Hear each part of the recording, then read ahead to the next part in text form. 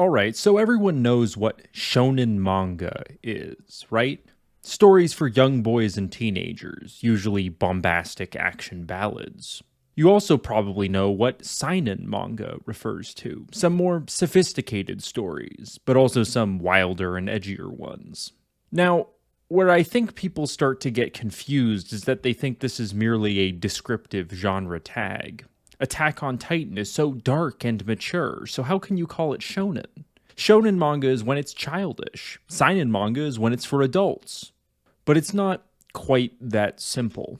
The blunt answer is that manga that went to print in shonen and seinen magazines are those categories by definition. But there's more to it than that, which gets easily lost in translation. From what I can gather, if something is under a shonen or shoujo imprint, the mangaka is expected to more or less restrict themselves to writing with the 2,000 odd kanji that Japanese kids are expected to know by the end of middle school. For reference, a well read Japanese adult could be expected to know about twice as many as that. From what little I understand of Japanese writing, this isn't as limiting as you might think, because that vocabulary is still substantial, and less common words in kanji can still be spelled out with furigana.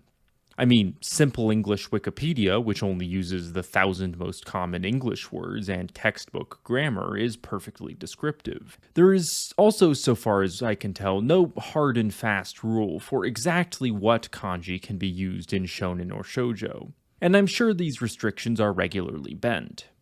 What really muddies the waters nowadays is that the biggest manga are all in Jump Plus, which is supposedly meant to have a wider demographic strike zone, despite everything in there getting labeled shonen. This is a call for any advanced Japanese readers in the audience to chime in. But even through the filter of translation, this limited vocabulary becomes pretty obvious when you actually read mainline shonen and seinen manga back to back. The English reading level required to understand what's going on, speech bubble to speech bubble, pretty noticeably shifts out of middle school when you jump to most seinen series. There's some seinen series which don't have particularly high storytelling ambitions, and there's many shonen series with heavy themes and a ton of moving parts. But the words used to express it always remain simple, which is probably why some series seem to require so goddamn many of them.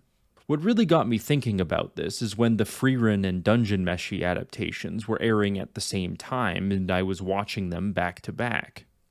You have two excellent, widely acclaimed manga, one shonen and one seinen, both being lovingly adapted by very strong teams. I like Frieren a lot. I've read the manga multiple times over. I think it's an intelligently written series with a lot of depth to it. The dialogue in Frieren is extremely utilitarian and absolutely pales in comparison to that of Dunmeshi.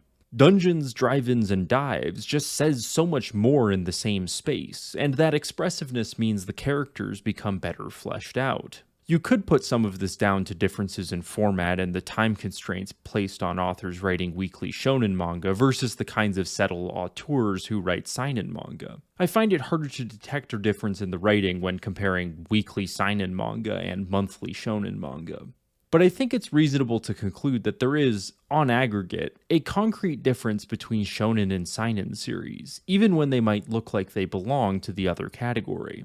There might even be a bit more to it than how much blood and cleavage there is on offer, though it is all still anime and manga at the end of the day.